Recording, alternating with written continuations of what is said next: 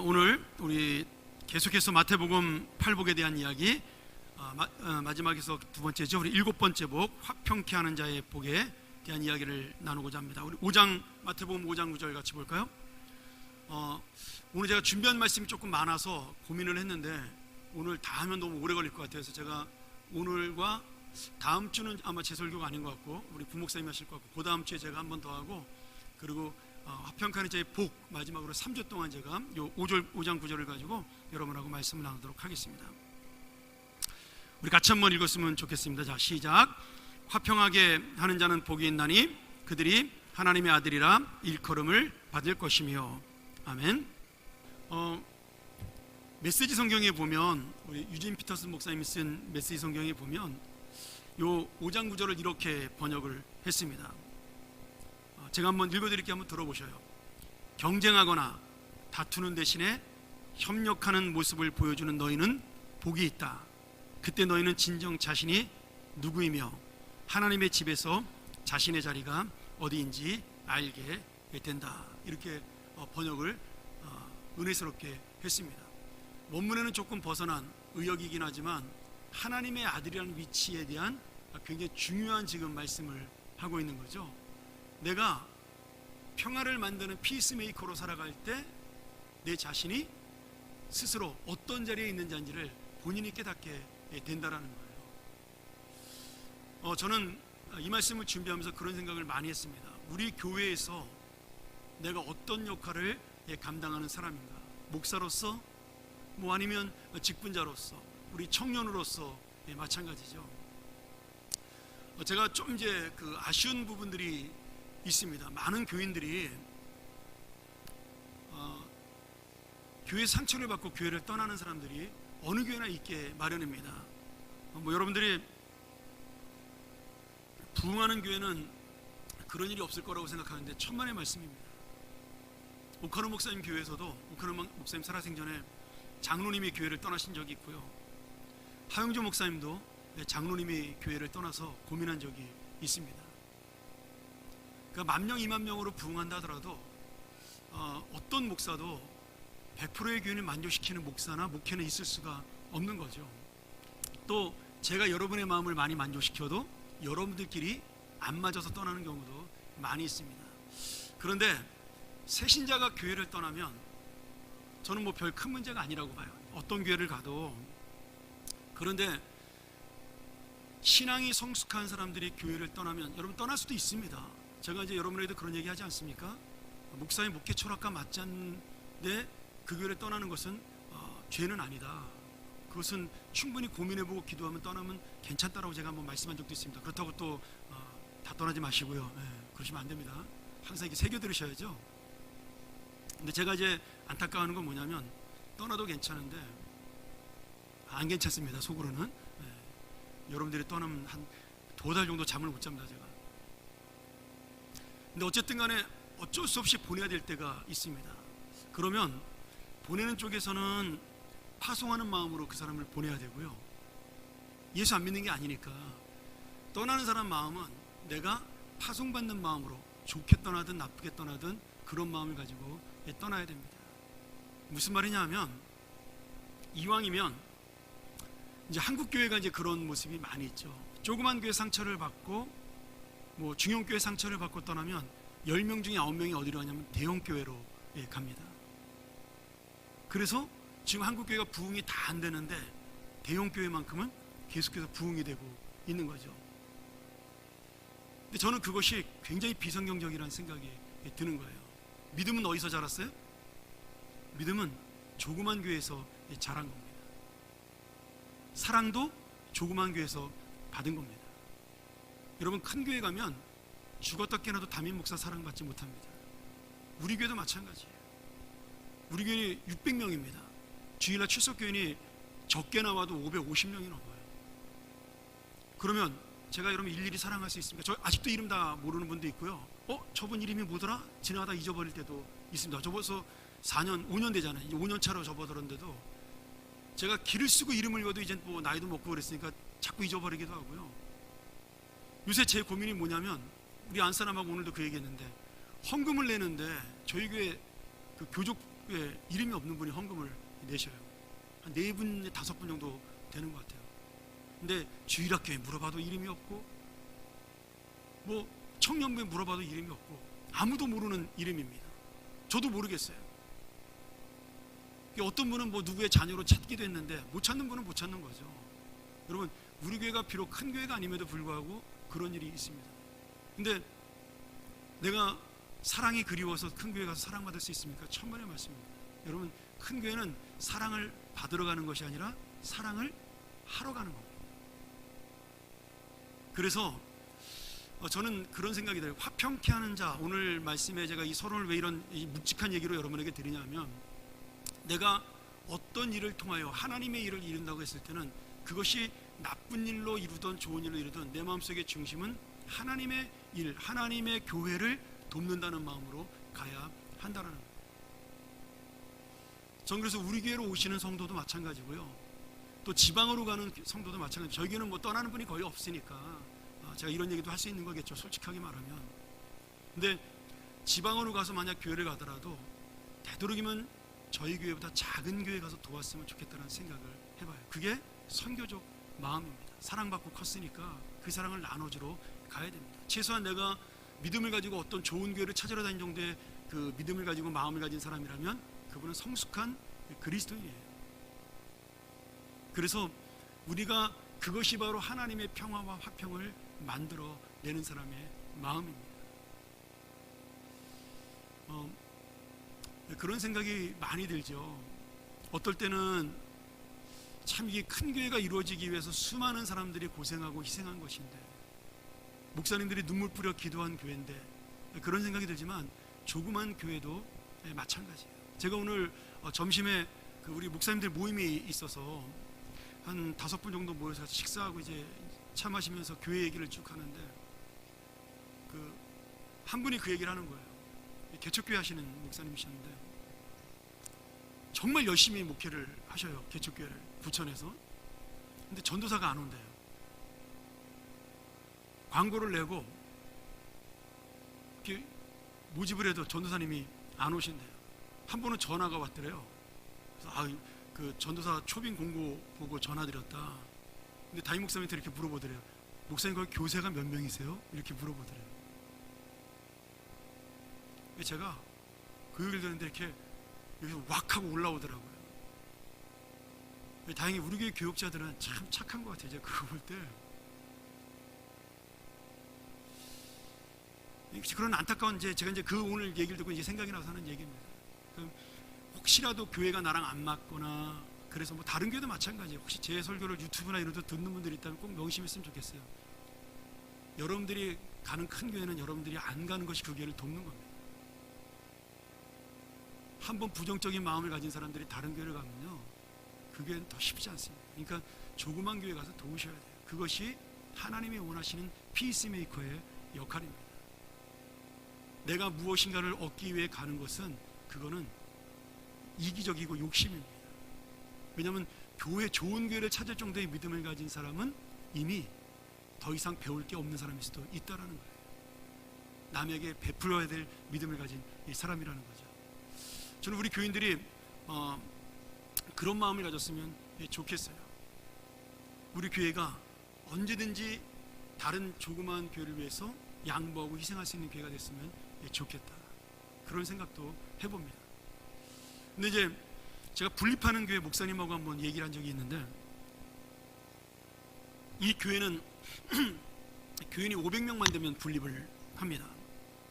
계속 처음부터 아예 개척을 할 때 분립교회를 목적으로 돈을 모아서 한 5억쯤 모이면 이렇게 분립을 계속 하는 거죠. 지금 5개째 했던가 아마 그런 걸 알고 있는데, 제 기도 제목도 그런 것 중에 하나가 있습니다. 저희 교회도 그런 꿈을 꾸는 교회가 됐으면 좋겠다.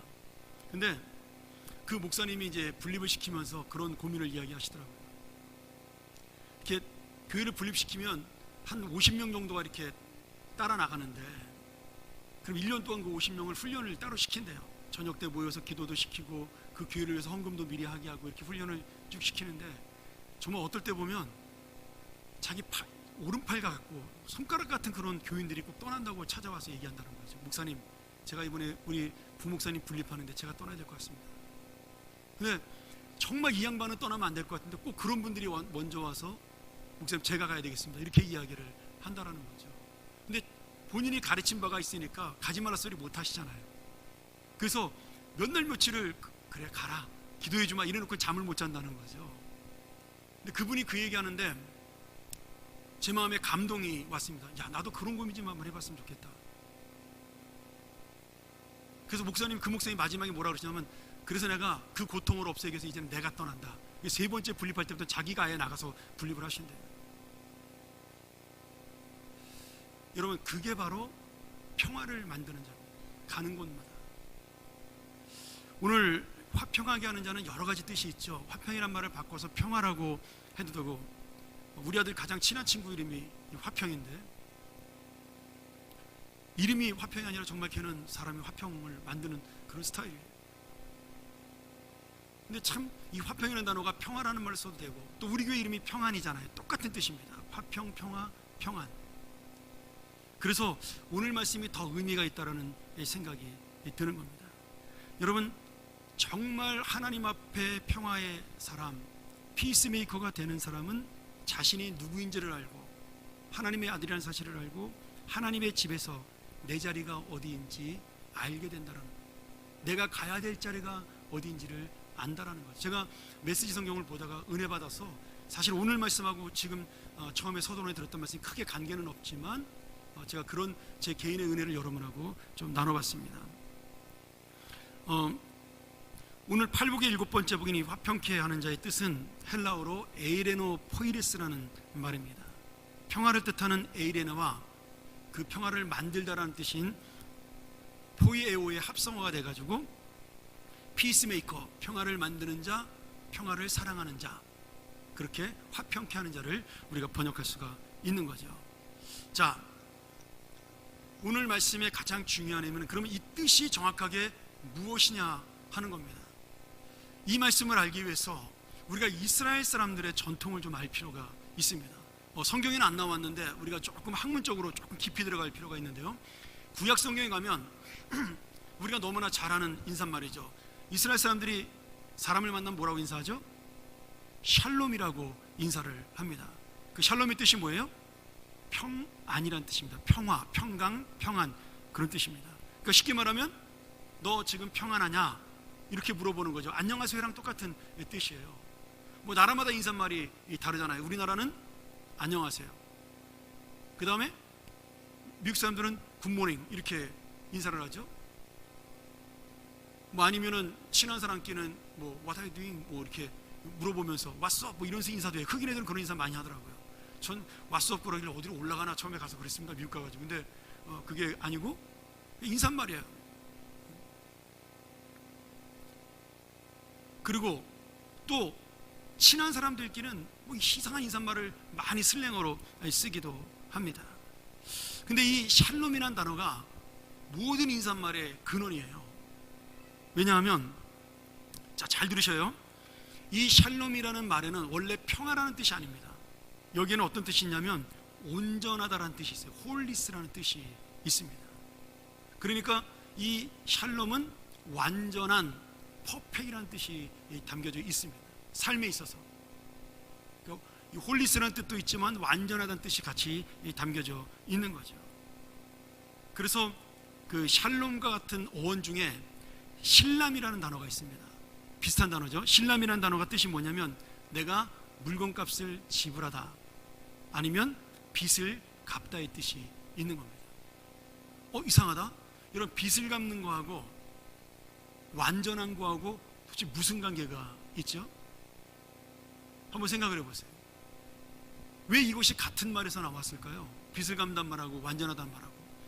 우리가 빚을 지면 마음이 어떻죠? 빚을 안 져봐서 모르시는구나. 여러분, 계속해서 빚 독촉이 날라오면 밤에 잠이 안 옵니다. 이 겪어본 사람은 아는 거죠. 제가 예전에 사업할 때 조그맣게 이제 출판사를 했었는데 제일 잠 안 오는 날이 언제예요? 직원들 월급 주기 전전날부터 잠이 잘 안 옵니다.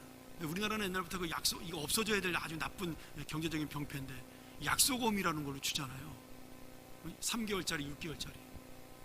그럼 이거를 와리깡을 한다고 그러죠. 이게 이제 전문 용어로. 한 20% 디스카운트 받아가지고 100만 원짜리 받으면 80만 원에 파는 거예요. 그 사람은 3개월 뒤에 그 100만 원을 받는 거죠. 그러면 80만 원 가지고 깎인 거죠. 20%가 할인된 가격으로 직원들 월급을 줄 수밖에 없는 겁니다. 여러분, 못 주게 되면 어떻게 돼요? 빚을 지는 거예요. 제가 사업할 때 우리 아내가 그때 직장을 다니던 때인데, 제가 평안교회 바로 부목사로 부임하기 전이었습니다. 한 1년 정도, 제가 1년 한 조금 넘게 사업을 했었는데, 근데 제가 4개월인가 5개월 동안 집에 한 푼도 돈을 못 갖다 줬어요. 처음에 자리 잡느라고 돈 들어올 때마다 먼저 다른 사람들 이렇게 월급부터 준 거죠. 친구들이랑 동업을 같이 했었는데, 그 사장들은 돈 하나도 못 갖고 가는 거예요. 맨날 그래야지만 돌아가니까. 근데 진짜 못 주게 되는 날도 있어요. 하루라도 늦게 준 날. 그런 날은 잠이 안 오는 거죠. 그래서 뭘 잃어버려요? 마음의 평화를 잃어버리게 됩니다. 내 인생의 완전함이 깨어지게 돼요. 그 사람을 바라볼 때 떳떳하지 못하게 되는 겁니다. 그런 날은요, 늦게 출근해요. 왜요? 미안하니까. 자기 자리로 가만히 늦게 출근해서 앉아있으면 물어보지 않잖아요. 일찍 가면은 자꾸 개인적인 얘기하다 보면 얘기가 나와야 되니까. 사람 마음이 그런 겁니다. 그래서 제가 그때 이 빚을 갚다라는 단어가 왜 완전함이란 말하고 비슷한 말인가, 그때 깨닫게 되었습니다. 여러분, 예수님이 우리에게 완전한 평화를 주시기 위해서 예수님이 어떻게 하셨죠? 죽으셨어요. 그 죽었다라는 단어를 우리는 어떻게 써요? 구속이라는 단어를 씁니다. 영어로 리뎀션이라고 우리가 부르는데요, 이 리뎀션의 가장 큰 뜻은 뭐냐면 값을 지불하다는 뜻이 가장 큽니다. 내가 죄의 노예로 팔려갈 것을, 사망의 노예로 팔려갈 것을 예수님이 죽으심으로 값을 지불하신 거예요. 이게 구원의 뜻입니다. 여러분, 구원이란 말이 굉장히 많습니다. 구원, 구속, 구제, 영어로도 많아요. 리뎀션, salvation, deliverance, 다 다른 단어로 쓰입니다. 근데 제가 제일 좋아하는 단어가 바로 이 빚을 갚다라는 단어예요. 지불하다는 뜻입니다. 예수님이 내가 이룰 수 없는 빚 때문에 마음의 평화를 놓치고 내 인생의 완전함이 깨어져서 괴로울 때 예수님이 오셔서 그 빚을 다 갚아주고 대신 지불해 줌으로 내가 자유함을 얻은 겁니다. 그게 구원의 가장 큰 의미예요. 그래서 여러분, 결국 이 샬롬이라는 단어는 뭐로 연결되어 있어요? 완전하냐라는 뜻과 연결되어 있습니다. 내가 하나님을 믿으면 내 인생이 완전해지게 되는 겁니다. 이 완전하게 만드시는 분이 바로 예수 그리스도라는 사실을 어디서 말씀하고 있냐면 이사야서 9장 6절에서 말씀하고 있습니다. 우리 크리스마스 때 많이 읽는 말씀이기도 한데, 한번 이사야서 9장 6절 한번 같이 볼까요? 우리 이사야서 9장 6절 같이 한번 읽겠습니다. 자, 시작.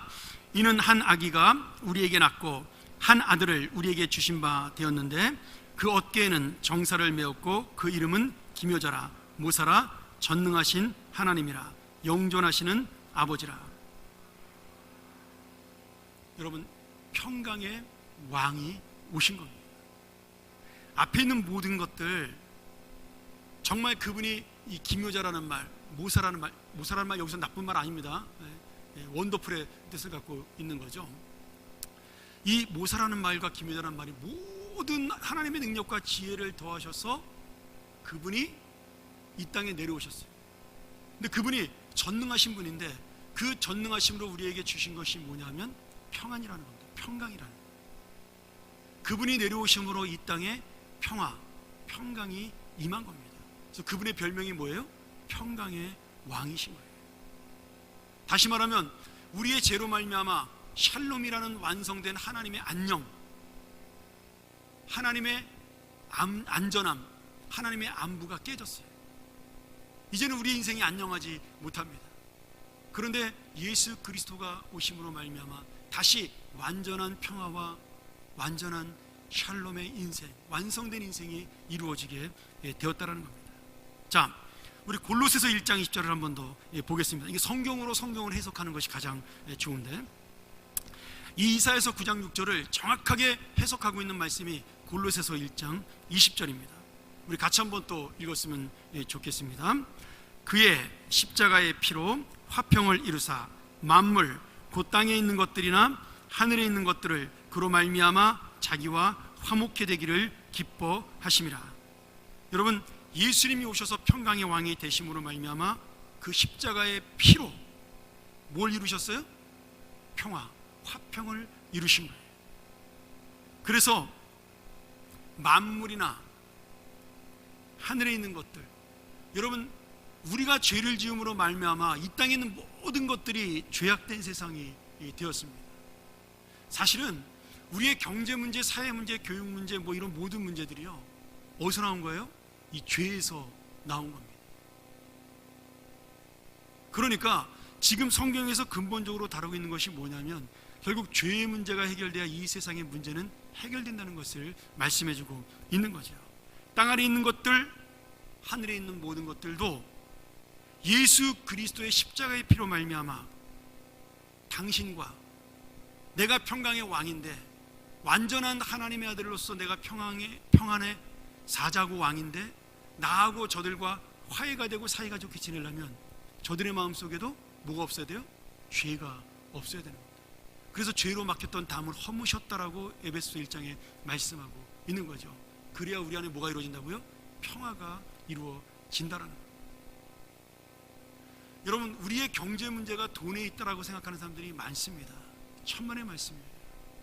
그거는 사회적으로 그냥 평가하는 말입니다.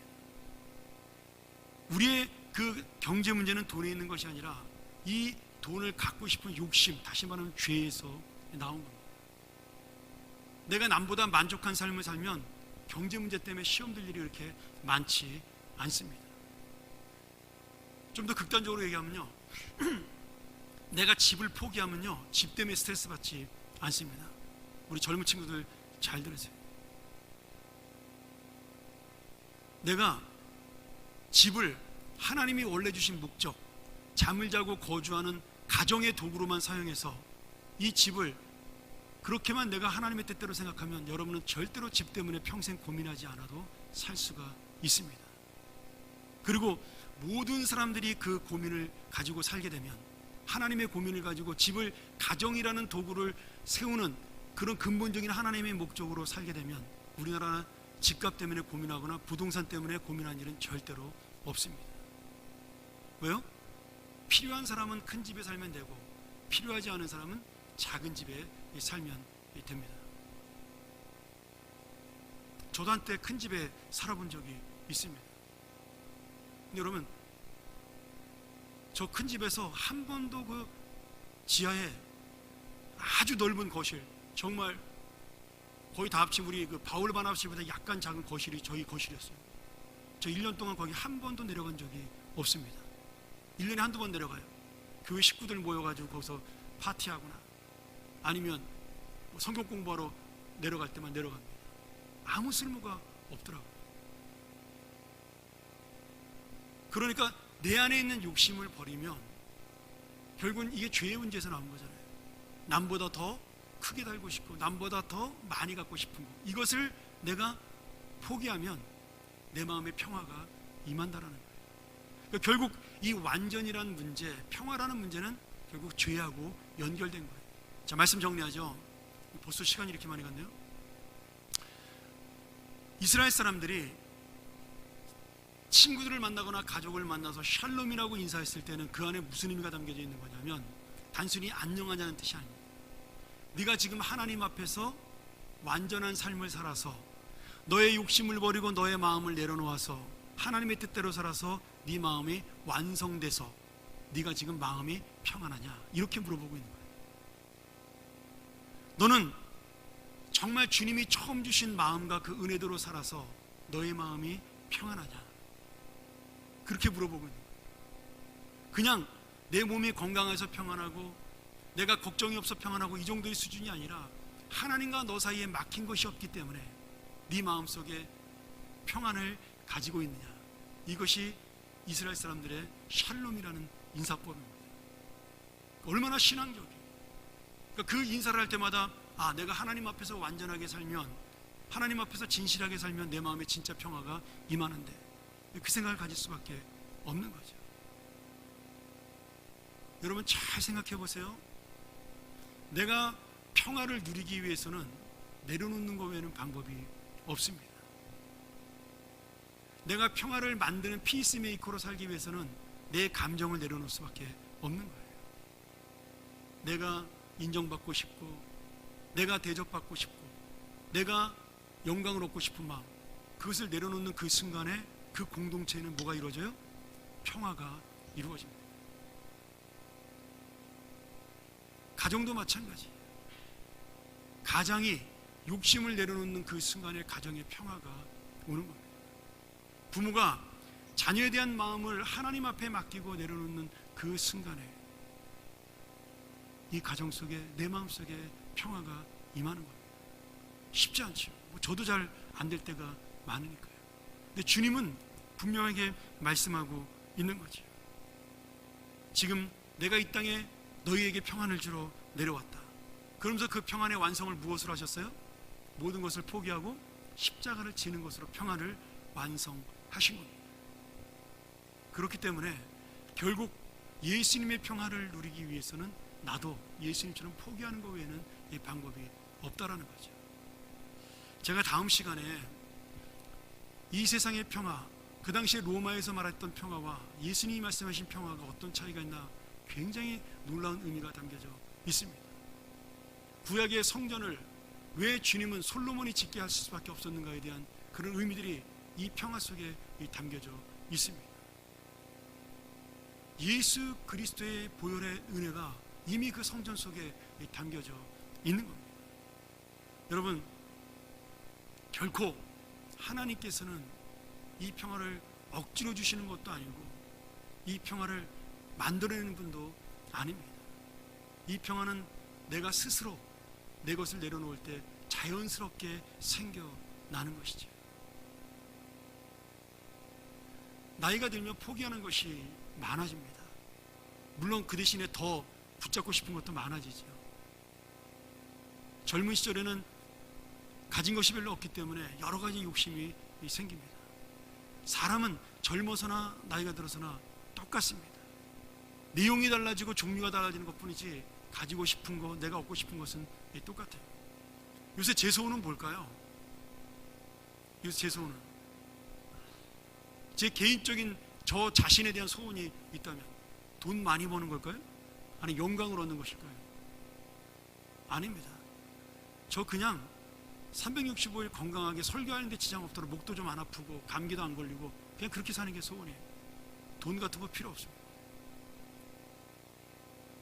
그냥 그게 제 인생의 소원이에요.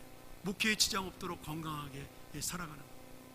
물론 뭐 더 큰 교회 소원이 있죠. 이 교회가 정말 날마다 기쁘고 행복하고 우리 교인들이 만나면 웃음이 끊어지지 않고 교회 오는 것을 즐거워하는 것이 제 또 큰 소원이지만 저 개인적인 소원은 그런 거예요. 간단합니다. 근데 젊었을 때는 소원이 많았어요. 제가 제 개인에 대한 소원이 영광도 얻고 싶고 명예도 얻고 싶고 뭐 어제도 제가 노회 잠깐 참석을 했는데 뭐 가니까 좋긴 좋더라고요. 뭐 목사님 말씀도 은혜스럽고 또 목사님들 만나서 인사도 하고 뭐 밥도 먹고 그러니까 좋은데 제가 가기 전까지 그 생각을 했었거든요. 아유 오늘 또 시간 아깝게 거기 가서 설교 준비하는 게 더 좋은데 가고 나면 또 뭐 괜찮은데 그게 뭐냐면 노예 가서 뭐 노예 임원이 되고 뭐 아니면 거기서 이렇게 존경받고 인정 그런 것들이 저에게 거의 의미가 없다는 생각이 드니까 이제 그런 것이 시간이 아깝다라는 생각이 들었어요. 이제 그 노예 참석하는 목사님들은 그럼 그런 거냐면 그런 건 아닌데 제가 가니까 또 회개가 되더라고요. 아유 저분들도 저렇게 와서 수고하는데 또 어제 뭐 여러 교회에서 와가지고 막 특송 부르고 뭐 중창단이 와서 중창하고 막 댄스하고 막 그러는데 그것도 또 이렇게 고맙더라고요. 아 우리 목사들 위해서 저렇게 애써서 이 밤에 와서 봉사하는구나 생각하니까 또 거기에 기쁨이 있죠. 근데 어쨌든 간에 저는 그런 생각이 들었어요. 정말 하나님 앞에서 내가 내려놓으면 평화가 올 수 있겠구나. 근데 여러분 제가 1년 360일 감기 안 걸리고 건강하게 설교할 수 있는 게 가능합니까? 가능하지 않습니다. 이거야말로 정말 하나님이 들어주기 가장 어려운 소원일 수도 있는 겁니다. 그렇잖아요. 어떻게 사람이 날마다 안 아프고 건강하게 살 수가 있겠어요? 저도 매일 새벽기도 한 번도 안 빠지고 나오려고 노력을 기를 쓰고 하는데, 제가 금요일 날 되면 꼭 한계를 느낍니다. 목요일 저녁 때쯤 되면. 그리고 어제 같은 경우도 좀 그랬죠. 늦게 잤거든요. 어제 때 제가 평일날 10시면 자는데 어제 좀 늦게 와서 늦게 끝나가지고 늦게 잤어요. 어제 12시가 넘으니까 아침에 눈 떴는데 못 일어나겠더라고요. 야, 그럼 저녁 때 가서 내가 더블로 기도하자. 할렐루야. 그리고 제가 도로 눈 감고 잤습니다. 여러분, 아무리 내가 뛰어난 능력과 육체적인 힘을 갖고 있어도요, 한계가 있는 겁니다. 사람이. 그러니까 어쩌면 우리가 갖고 있는 소원이 남들이 볼 땐 되게 작은 것이고, 이것도 하나님께서 못 두시나, 그런 것들이 어떻게 보면 굉장히 큰 욕심일 수가 있다라는 거예요. 그래서 그냥 내려놓는 것, 예수님처럼 그냥 포기하는 것, 그것이야말로 내 마음에 진짜 평화를 누리는 거다. 저도 오늘 이 말씀 아침에 준비하면서 굉장히 많이 생각을 했습니다. 그래서 오늘 또 이렇게 여러 가지 이야기를 많이 하게 된지도 모르겠어요. 제가 오늘 깨달은 바가 있어서, 여러분, 사람은요, 시간이 지날수록 내려놓기가 힘들어집니다. 그래서 날마다 내려놓는 연습을 해야 됩니다. 그것이 평안을 누리는 하나님의 최선의 방법이에요. 그리고 마지막에 모든 것을 주님에게 맡기는 겁니다. 우리 지난주에 그 강사 집사님 모셔가지고 정말 너무나 멋진 그 예를 들으셨잖아요. 목욕탕 예, 이찬수 목사님 얘기했다는 거예요. 맡기지 않은 물건은 책임지지 않습니다. 야, 그거 정말 기가 막힌 표현 같아요. 여러분, 내가 내려놓고 맡기지 않으면 하나님도 절대로 책임지지 않습니다. 너 알아서 해라. 그냥 맡기시는 거죠, 우리한테. 근데 우리가 맡으면 그 짐이 무거워서 우리는 평안을 누릴 수가 없게 됩니다. 여러분, 예수님이 대신 지불하셨다는 거예요. 우리의 걱정과 근심.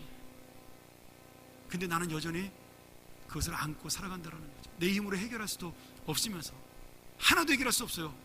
그런데도 우리는 이것을 안고 욕심으로 살아간다는 거죠. 오늘 여러분, 하나님의 아들은 누구냐? 아버지에게 맡기는 사람이 하나님의 아들입니다. 하나님의 딸은 누구냐? 엄마에게 맡기는 사람이 하나님의 딸입니다. 저는 그래서 우리 애들이 제일 부러워요. 좋은 부모를 만나가지고 말만 하면 돼. 다 들어줘. 한도 내에서. 그렇잖아요. 얼마나 행복해요. 아빠 이거 해줘, 저거 해줘. 할 수 있는 한 다 해주잖아요. 여러분, 그게 바로 자식된 것의 가장 큰 복입니다. 근데 우리는 그 복을 못 누리거든요. 아니, 안 누리거든요. 제가 믿음이 없어서, 아니면 욕심이 많아서. 오늘 여러분, 이 복을 좀 누리시기를 축원합니다. 하나님 앞에 내려놓는 법. 이 세상의 모든 문제들은 결국 여기서 시작이 됩니다. 오늘 이 진정한 평화, 완전함의 평화가 우리에게 오늘 내 개인의 삶에서, 내 삶 속에서, 그리고 나의 인생 속에 임하기를 주의 이름으로 간절히 축원합니다. 우리가 한번 이 시간 이 말씀 의지하고 한번 기도했으면 좋겠습니다.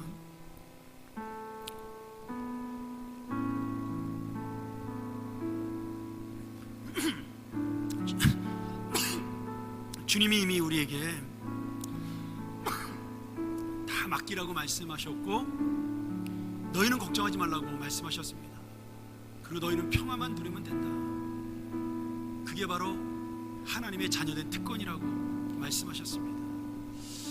오늘 이 저녁에 우리가 이 특권을 누리는 하나님의 자녀로 살게 해달라고, 이 은혜를 누리는 하나님의 사람으로 살게 해달라고, 내가 정말 이 은혜를 철저하게 누림으로 하나님의 아들됨을 깨닫고 하나님의 딸이라는 사랑받는 자라는 사실을 깨달을 수 있도록, 내 힘으로 해결할 수 없기 때문에 더 철저하게 주님만 의지할 수 있도록, 우리가 한번 이 시간 우리가 주님의 참된 자녀가 정말 되는 믿음을 달라고 우리 같이 한번 기도하시겠습니다.